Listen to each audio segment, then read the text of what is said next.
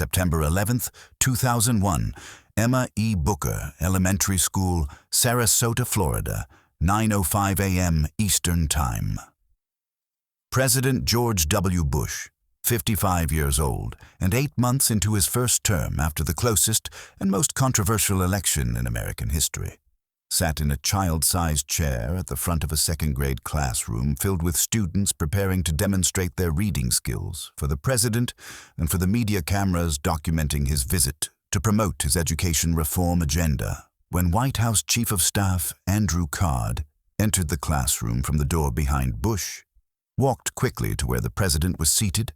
leaned down close to his right ear, and whispered the sentence that would define Bush's presidency and that would mark the precise moment when the post-Cold War era of relative peace and American triumphalism ended, and when the 21st century's age of terrorism, endless war, and national security state expansion began. A second plane hit the second tower. America is under attack. Bush's face, captured on video that would be replayed millions of times and analyzed by supporters and critics for decades, showed a complex sequence of reactions. Initial shock and confusion, followed by what appeared to be conscious effort to maintain composure, then a frozen expression that lasted approximately 7 seconds before Bush picked up the reading book again and continued participating in the classroom lesson for another 5 to 7 minutes while the World Trade Center towers burned and while confusion reigned in Washington about how many planes had been hijacked, what their targets might be, and whether the president himself might be a target requiring immediate evacuation to secure location.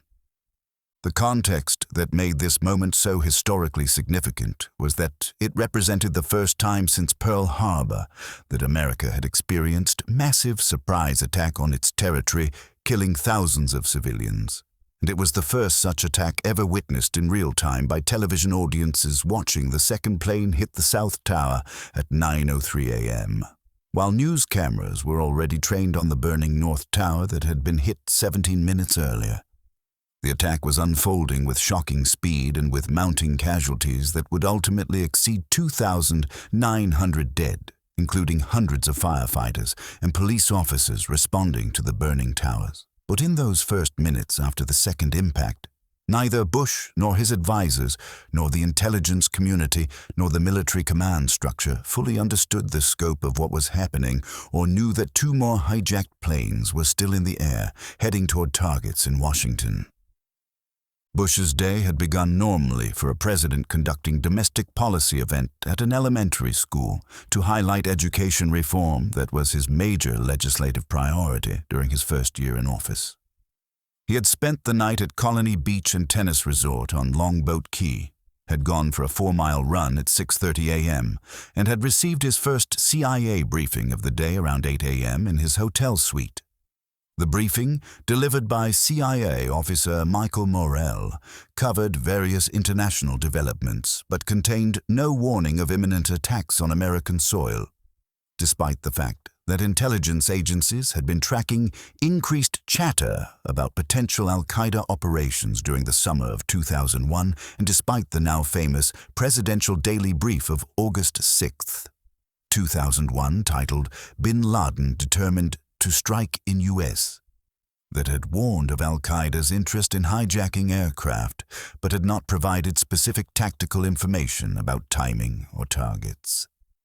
The presidential motorcade had arrived at Emma E. Booker Elementary School around 8:55 a.m.,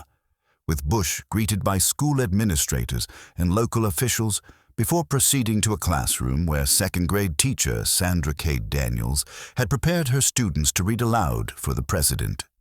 While Bush was being introduced to the students around 9 a.m., White House senior advisor Karl Rove informed him that a plane had hit the World Trade Center in New York. The initial assumption, shared by Bush and by his staff, was that this was a terrible accident, perhaps a small private plane whose pilot had suffered medical emergency or mechanical failure that caused him to lose control and crash into the building. This assumption was reasonable, given that no one in American government was prepared conceptually for the idea that commercial airliners could be used as guided missiles in coordinated suicide attacks on landmark buildings, despite the fact that such scenarios had been explored in intelligence analyses and despite the fact that Al-Qaeda had demonstrated sophisticated operational planning in previous attacks, including the 1998 embassy bombings in Kenya and Tanzania and the 2000 attack on USS Cole in Yemen. Bush made the decision to proceed with the classroom visit despite the report of the plane hitting the World Trade Center, believing that the accident should not disrupt a scheduled event that had been planned for weeks and that involved school children who would be disappointed if the president canceled. This decision reflected Bush's casual management style and his trust in staff to handle operational details, while he focused on public events and on maintaining projected image of calm competence. The criticism that would later be directed at this decision, that Bush should have immediately excused himself and returned to Air Force One to manage the crisis, fails to recognize that in those first minutes after the first impact, neither Bush nor anyone else yet understood that America was under attack rather than experiencing the tragic accident. The classroom activity that Bush joined involved students reading from a story called The Pet Goat, using a teaching method that emphasized phonics and reading aloud in unison, exactly the kind of educational approach that Bush's No Child Left Behind legislation was designed to promote. Bush sat at the front of the room holding a copy of the reading book, prepared to listen to students demonstrate their skills and to offer encouragement and praise that would be captured by media cameras and that would support his message about the importance of education reform and about his administration's commitment to improving reading skills in elementary schools across America. Andrew Card, 54 years old and a veteran of both Bush administrations, including service as Secretary of Transportation under Bush's father, had been with the presidential party but had remained outside the classroom monitoring news developments. When reports came through at 9:03 a.m. that a second plane had hit the World Trade Center's South Tower, Card immediately understood what Bush and most of America would take several more minutes to fully grasp. This was not an accident, but was a coordinated attack of unprecedented scale and audacity.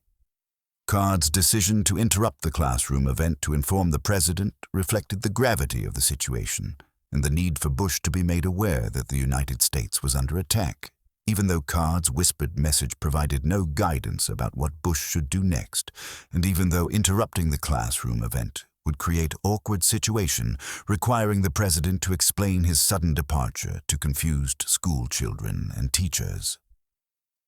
The specific words Card chose, "A second plane hit the second tower. America is under attack," were designed to convey maximum information in minimum time while maintaining calm and avoiding alarming the children or creating panic visible to the media cameras that were recording the event.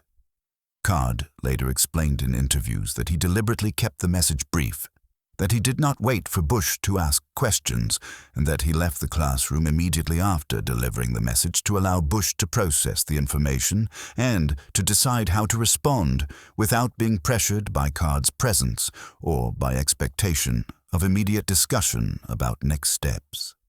Bush's reaction in the 7 seconds after Card whispered the message has been subject to intense scrutiny and widely varying interpretations. Supporters have argued that Bush's controlled response demonstrated leadership and calm under pressure, that he was processing shocking information while maintaining composure to avoid frightening children or creating impression of panic that might have worsened national anxiety as news spread. Critics have argued that Bush appeared frozen and uncertain, that his decision to continue sitting with school children for several more minutes while the nation was under attack demonstrated poor judgment and inadequate preparation for crisis, and that an effective leader would have immediately excused himself and begun directing national response rather than continuing with photo opportunity while Americans were dying. The video footage shows Bush's eyes shifting as he processes what Card has told him, shows his jaw tightening slightly, shows what appears to be confusion or uncertainty about what he should do, and then shows him returning attention to the reading exercise as students continue reciting the story. Bush later explained in his memoir, Decision Points, that he made conscious decision to remain calm and to continue with the reading activity for a few more minutes to avoid creating alarm and to allow himself time to think about what he would say when he addressed the nation, recognizing that his first words after learning of the attack would be scrutinized and would be remembered as defining his response to the crisis. But Bush's own account of his thought process during those minutes reveals uncertainty rather than calculated strategy. He later said that he was struggling to understand what was happening, that he was waiting for more information from his staff about the attacks and about what security measures were being implemented, and that he was trying to decide what to do next in a situation where standard presidential crisis management protocols had not prepared him for a scenario where he was in public location with media cameras recording his every movement at the moment when nation came under attack. The tension between maintaining projected calm and taking decisive action created paralysis that left Bush sitting in the classroom, continuing to participate in reading exercise while his Secret Service detail was frantically coordinating with Washington about evacuating the president to secure location, and while his senior staff was trying to establish communication with Vice President Dick Cheney and with national security officials in Washington who were beginning to implement emergency response procedures. The broader context that shaped Bush's response included the fact that his presidency had begun under cloud of controversy following the 2000 election that had been decided by Supreme Court decision stopping Florida recount, creating perception among many Americans that Bush's legitimacy was questionable and that his electoral victory was accident of judicial intervention rather than clear expression of popular will. Bush had spent his first 8 months in office trying to overcome this perception by focusing on domestic policy initiatives, including education reform and tax cuts, by cultivating relationships with members of Congress from both parties, and by avoiding foreign policy controversies that might create impression that he lacked experience or judgment in international affairs. The result was that Bush entering his presidency was relatively inexperienced in foreign policy and national security matters, having served only one term as governor of Texas and having traveled abroad relatively little before becoming president, and lacking the network of advisors and the depth of understanding about terrorism and about intelligence operations that more experienced politicians might have developed over longer careers in federal government. The alternative scenarios that might have emerged from different decisions Bush could have made in that classroom reveal how constrained his actual options were and how difficult crisis leadership is when attacks occur without warning and when standard protocols do not address unprecedented situations. If Bush had immediately excused himself when Card delivered the message and had rushed from the classroom, the imagery would have suggested panic and would have created impression that America's leader was fleeing from danger rather than calmly managing crisis. If Bush had asked Card questions or had engaged in discussion about what was happening, the microphones recording the classroom event might have picked up fragments of conversation that would have revealed sensitive information or that would have increased confusion about what was occurring. If Bush had addressed the students and teacher explaining that he needed to leave because of an emergency, the media cameras would have captured school children's frightened reactions and would have broadcast images of confusion and fear from the classroom, potentially contributing to national panic as Americans watching television saw their president being pulled away from planned event to deal with crisis whose dimensions were not yet clear.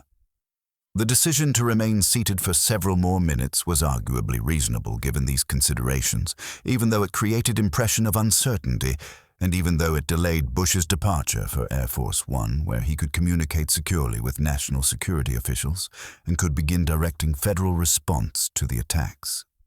But the criticism that Bush's response was inadequate gained support from comparison with how other national leaders might have handled the situation and from recognition that some of Bush's difficulties stemmed from his management style and from his limited preparation for crisis.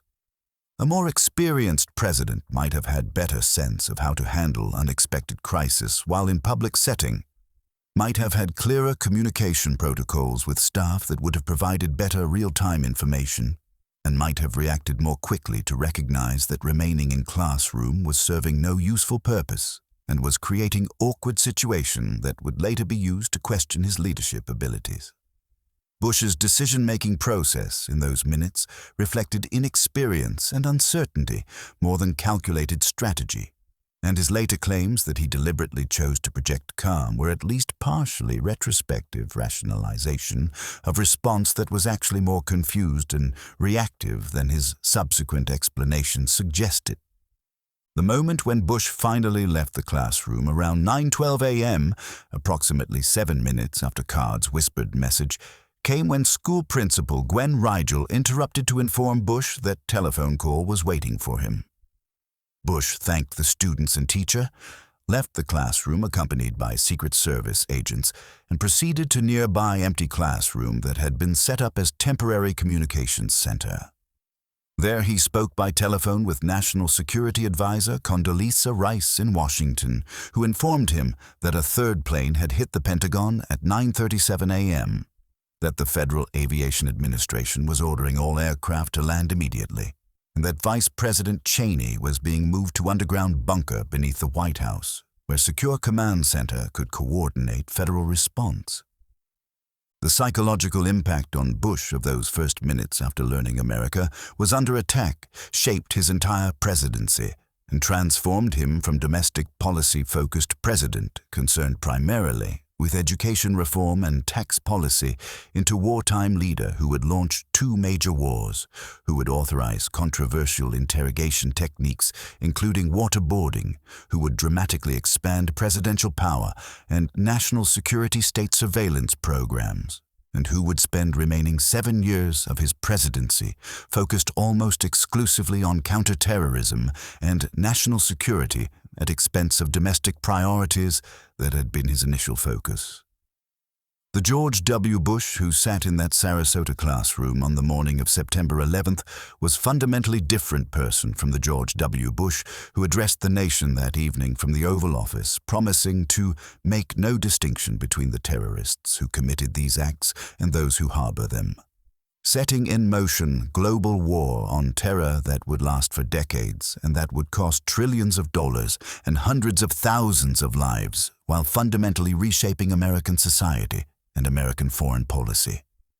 The specific content of what Bush was thinking during those 7 minutes between Card's whispered message and his departure from the classroom has been subject to extensive speculation and varying accounts from Bush himself.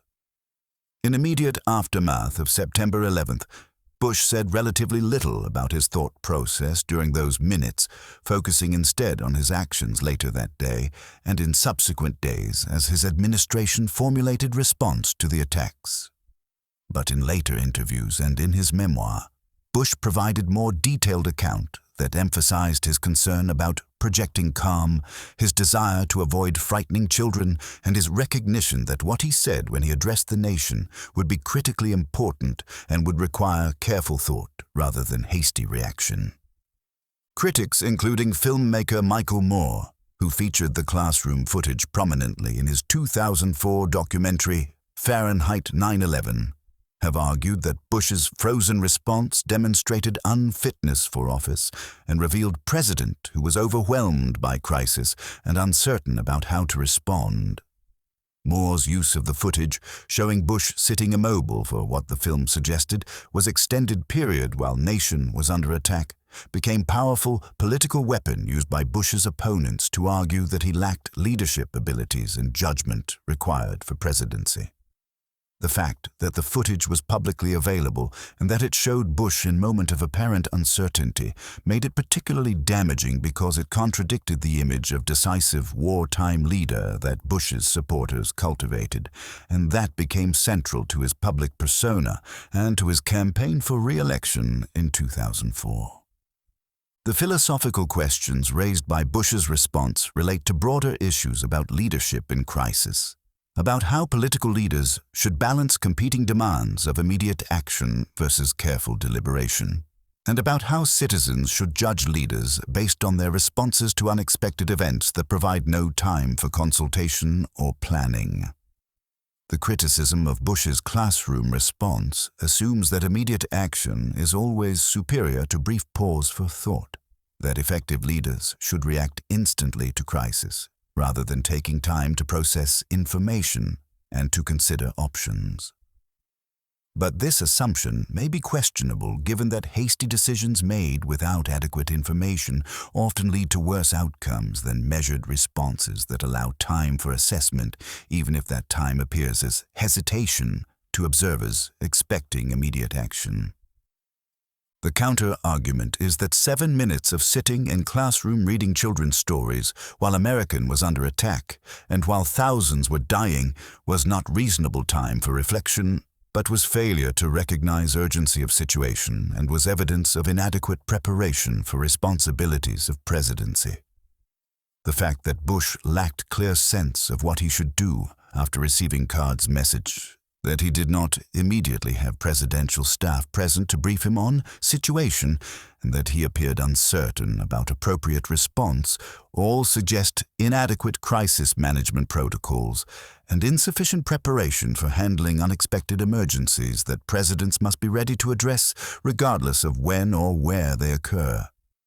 What was whispered to Bush when America came under attack was a brief sentence containing maximum information conveyed in minimum words. A second plane hit the second tower.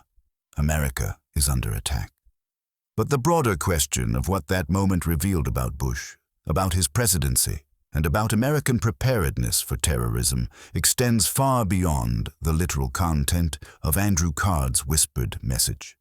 The moment revealed a president who was uncertain about how to respond to unprecedented crisis, who lacked clear protocols for managing national emergency while conducting public event, and who struggled to balance competing demands of projecting calm versus taking immediate action. The moment revealed national security establishment that had failed to prevent the attacks despite warning signs that al-Qaeda was planning major operations, that lacked adequate procedures for protecting presidential security when threats emerged suddenly, and that had not prepared president or his staff for a scenario where multiple simultaneous hijackings could be used as weapons against symbolic American targets.